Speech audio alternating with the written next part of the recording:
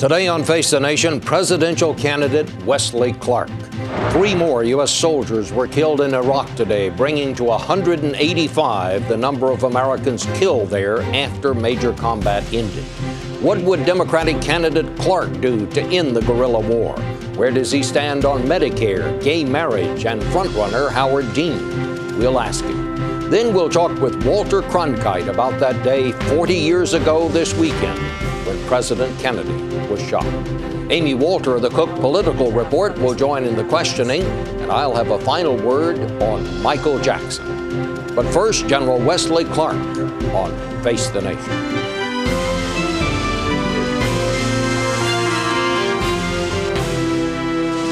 Face the Nation with CBS News Chief Washington Correspondent Bob Schieffer.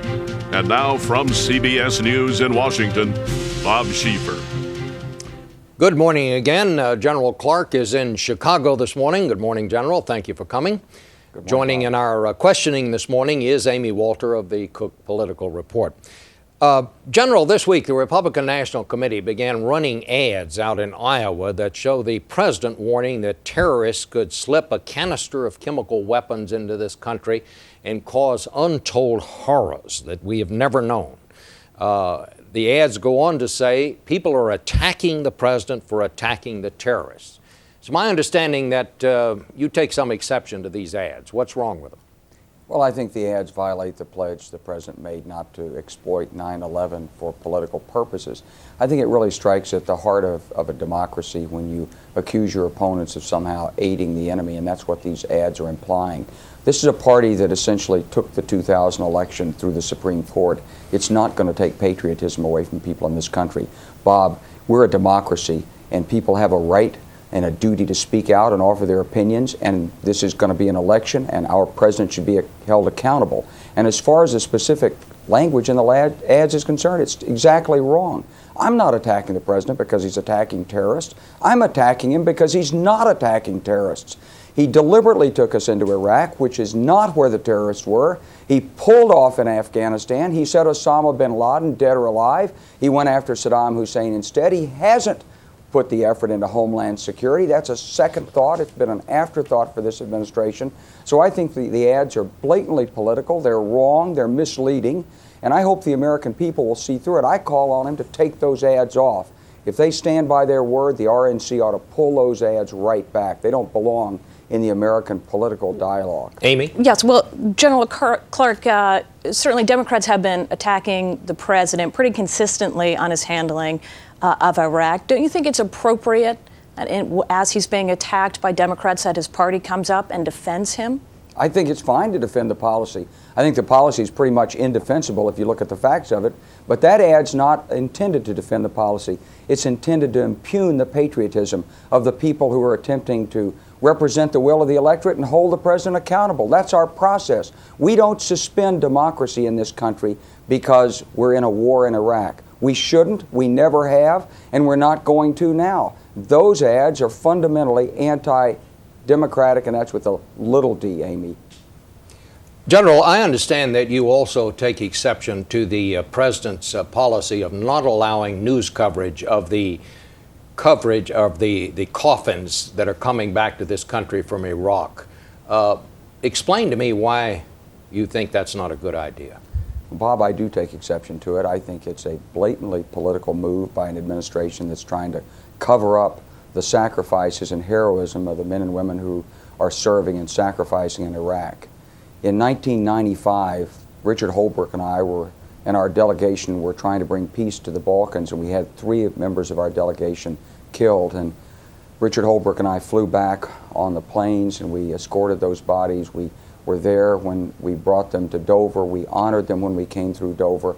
That's something the American people expect. We should honor the people who have served and sacrificed, especially in the armed forces, in pursuit of this government's policy. This government doesn't want to recognize their sacrifices that way because it's afraid that it will, quote, undercut public resolve. But let me tell you something. The public will be resolved to do what's ever necessary to follow through on a strategy for success that has meaning and has a chance of succeeding. The real problem this administration has is it doesn't have a strategy for success in Iraq. It hasn't had one from the beginning. It never planned on what to do after the war was over, and it still doesn't have one. And instead, it's trying to dishonor the very Americans who are over there serving and fighting and dying to carry it out by not letting us welcome the remains back home. I think it's wrong. You have been very critical of the Pentagon leadership, of the White House leadership from the beginning of this war, anyway.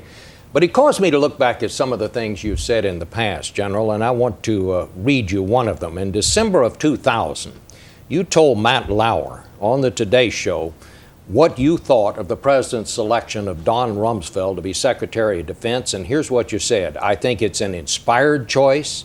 He's got great experience. He's got great international stature. He knows the issues. He's coming into familiar territory. Then last week, Dan Rather asked you if you would fire Rumsfeld, and here's what you said last week. If I were president, I wouldn't have appointed Don Rumsfeld. I wouldn't have picked him to be the Secretary of Defense because I worked around him. I knew what it was and what the system was, and he wasn't up to speed on the way the world had changed since the end of the Cold War. Now, General, that's exactly the opposite of what you said in 2000. How do you explain that? Because as you watch what Don Rumsfeld has done since then, as I think back to where I was then, Don Rumsfeld was appointed, Bob, to block Colin Powell. He was a teammate of Dick Cheney. There had been a long-standing effort and concern, a disagreement between those two, and Don Rumsfeld was part of the Cheney team. He did have a lot of experience, and I knew him at the time, but I also knew at the time that there were things he didn't know, and he hadn't been involved in our work in Bosnia and the Balkans. And had I interviewed him, and had I sat down with him as President of the United States, I would have seen that he really didn't appreciate what we'd gone through in the 1990s in international affairs. He was still back in the Cold War. He was experienced. He'd done a study on national missile defense, but he hadn't understood that the world had changed. The relentless growth of Soviet military power was over. We were dealing with a much less structured international environment, and you can't solve problems in this environment by simply attacking states, and that's what Don Rumsfeld has taken us to. Wouldn't it be fair for your critics to say, this general just says what appears to be expedient at the moment. He just says whatever the situation seems to call for, because this is an absolute reversal of what you said. It's not just a little change. It's an absolute reversal. No, I don't think it's fair for critics to say that, because I think if you're sitting down as President of the United States and picking people, you're going to have a chance to go through and really get to know them. And I never had a chance to do that with Don Rumsfeld, but what I've seen since then convinces me that had I gone through there, I would have been able to detect that. Let me give you an example. I went to see Secretary Rumsfeld right after 9/11, and as he explained to me, he'd read my book on Kosovo, and he said, you know, we've learned our lessons. We'll never let anyone tell us where we can or can't bomb again. Had we had that discussion before, I would have considered him to be Secretary of Defense. I couldn't have appointed him, because the principal lesson of Kosovo is that if you work with allies and if you work within international law, you can achieve strategically decisive results without using necessarily decisive force. That's what we did in Kosovo. That's what Don Rumsfeld failed to do, and George Bush, in Iraq. Well, I bring this up because, as you well know, in sort of a famous episode in the early days of your campaign, you told some reporters that you probably would have voted to authorize military action against Iraq. Later, you said you would not have done that. And you said, well, it's in the beginning stages of the campaign. And last week, then, you told Dan Rather a new reason for that. You said, I wasn't clear if the discussion was on or off the record. I would have to ask you, what is the difference? Are there some things that you believe off the record that you would not say publicly? No, but it's a complicated series of discussions. And I was with a very able team of reporters, and one very able reporter who quickly sized this up as the key issue in the campaign. I just mishandled a question when I should have done it better. But let me explain. Well, I mean, shouldn't you, if you really meant that you were going to vote against it, shouldn't you have said off the record, look, I'm against it? I did say that off the record. I did say, here's what I said, Bob, and let me try to go through this and reconstruct my thoughts on this. I don't have a transcript of what I actually said to the reporter, so I may be off by well, they have transcripts. They do, but let me go through why I said what I said and what I mean by this. I always believed that Saddam Hussein was a challenge to the international situation, and particularly to the United Nations Security Council, because if you allow someone to skate through without following through on UN Security Council resolutions, you do invalidate the significance of the United Nations. So I would have supported efforts to leverage the problem and get it back to the United Nations in an appropriate way. I never believed Saddam Hussein was a reason to go to war. There was not an imminent threat there, and I'm very consistent on that. I was one of the guys who was responsible for patrolling the skies over Iraq. I saw a lot of the intelligence, probably didn't see all of it, but I never saw anything that would have convinced me that he was an imminent threat. I couldn't be certain of this, the way the administration was talking, because they were holding their cards pretty close, but I just never saw any evidence that he was an imminent threat. So when you put these two together, Bob, if I could just finish, please. Sure. If you put these two together, here's what you have. You have a situation where, on the one hand, we should be focused in the war on terror, and that should have been the 100% focus of the United States of America. Then this administration comes back and says, well, we got to do something about Iraq because there's a threat. Okay, so what I'm saying is, okay, I wouldn't have done that strategically, but if you insist on doing something about Iraq, I would support taking it to the United Nations. I would not support opening a second front in Iraq when we haven't gotten Osama bin Laden and cleaned up the situation in Afghanistan. And that's been my basic position. It's been consistent. I've written it, said it in tens of thousands of words for the last 2 years. All right. Well, let's move on to domestic policies for a moment here. And certainly one of the biggest political stories this week was the Supreme Court decision, Massachusetts Supreme Court decision on gay marriage. Now there's a lot of talk in Congress about bringing up a constitutional amendment that would ban same-sex marriage. What's your position on that issue? Well, I'm not in favor of a constitutional amendment. I do believe that people should have equal rights in this country, and I don't believe we should be discriminating against people on the basis of their sexual orientation. So I welcome the decision of the Massachusetts Supreme Court. I think the state legislatures need to take a look at it. Obviously, the Massachusetts legislature is first on this, and we should listen to the legislature. So do you think then same-sex couples have the right to be married? I think they should have the right to civil unions. I think they should have the rights to joint domicile, to cover each other by their medical insurance, to have the rights of survivorship. In other words, the way I look at it, Amy, is this, and I've talked to a lot of my Army friends about it. And the Army has been, and the Armed Forces have been, one of the institutions where there has been a lot of concern about this. But think of it this way. If you had a child who was gay, would you love them? And everybody says yes. And then you say, well, because they're gay, would you want them to be discriminated against? Or would you want them to have the same rights as every other person in America? And I think if you phrase the issue that way, I think most Americans will say they want them to have the same rights as everybody else in America. You don't want your children discriminated against, and these are our children. That's all. Well, certainly this is being discussed now in political circles as being a wedge issue in this campaign. And when you look at some of the regions where Democrats have traditionally struggled, especially on some of these cultural issues like the South, you see overwhelming opposition, even to the idea of the civil union. How do Democrats go about, and you go about, talking to these voters? And do you see that this issue becomes the wedge in this campaign? Well, I hope it doesn't become a wedge. I know it will be the strategy of the other party to make it a wedge, because the other party would rather talk about issues like this than the failure of that party to effectively lead the country. But I think if people realize it in human terms, and there are many, many people in America who have children who are gay, and they know it, and they have had to face this question, and they love their children, and they want them to be treated equally. And that doesn't matter whether you're from the South or the North or the East or the West. It's just the fact that we love our children and we want them to be treated equally and well. And I think that's an issue that shouldn't divide America. I think that's an issue that should bring America together. We're a nation that stands for equal treatment under law of every person in America, period. And that's what we should be proud of. We should be proud to uphold it. We should uphold it under the American flag, and it should bring us together as a nation. General, I heard you say you favor civil unions. Do you favor marriage, gay marriage? I think that's an issue both for the churches and synagogues and others to consider, and the state legislatures. So what I believe we have to do is we have to have protection under law, with the same rights under law. Whether a church wants to recognize it as a marriage, whether a state government wants to say that this can be called a, quote, marriage or not, well, those are terms that the governments and the churches should use. But in terms of equal protection under law, I think the case is clear, and that's why I welcome the decision of the state Supreme Court in Massachusetts. Sure. Well, let's move on to talk a little about tactics of the campaign here.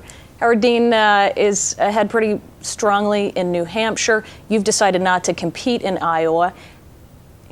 Howard Dean is always considered the front runner in most places. How do you go about beating Howard Dean for the nomination? Well, I think it's mostly a matter of ideas and recognizing where the country's headed. There's a lot of anger in this country about George Bush and the Republican Party. President Bush ran as a compassionate conservative. He proved instead to be reckless and getting us into Iraq, radical in terms of his social policies in the United States, and people are outraged by that as well as by the 2000 election. And Governor Dean has been very effective at exploiting the anger that's out there residual. But I'm not running to bash George Bush.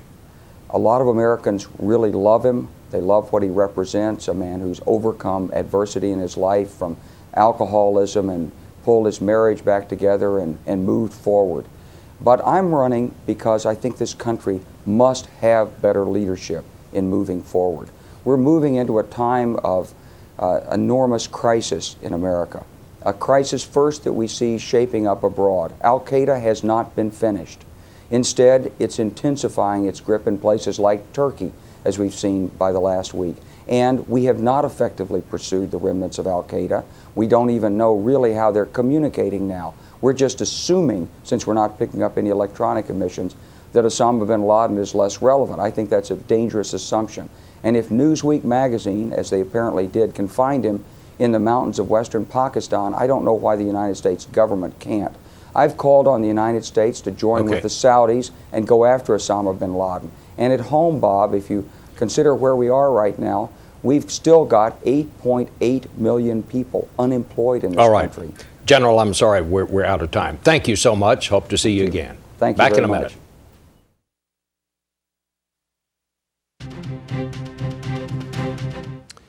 There have been memorials and special reports all week. But as I thought back on the death of John Kennedy, the man I most wanted to hear from this week was my friend Walter Cronkite, who broke that terrible news to so many Americans in that brief announcement that has become so much a part of our history. President Kennedy died at 1 p.m. Central Standard Time, 2 o'clock Eastern Standard Time, some 38 minutes ago.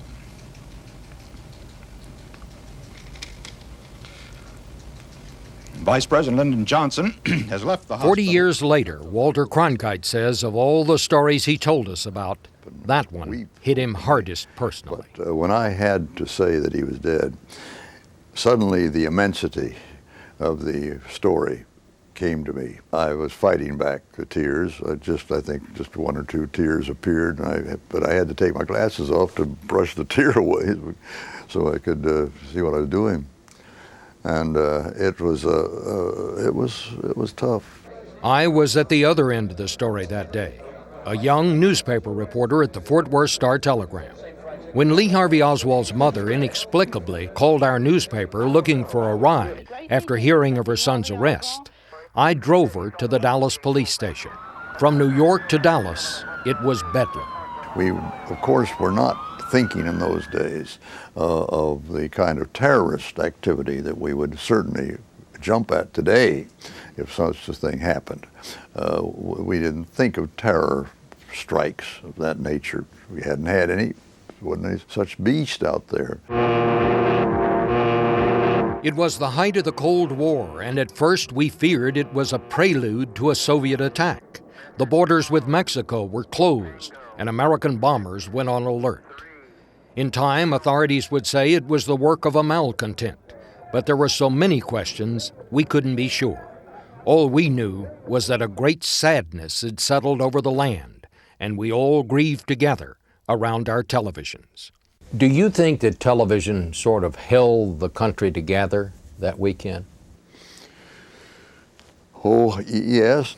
We were all concentrating on the same subject at the same time. 3-4 days, the assassination, and then the lying in state at the Capitol, and then the funeral cortege passing through the streets of Washington.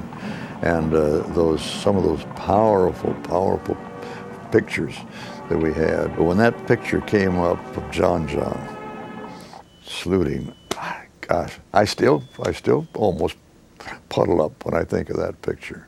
Do you accept the Warren Commission findings that Oswald was the lone gunman? The one thing that makes me believe now that the Warren Commission was right is that you and I know from as newsmen that there is nothing so hard to keep as a secret with a conspiracy of that kind. It seems to me somebody would have leaked it. What do you think Kennedy's legacy will be? Because he wasn't there for a very long time.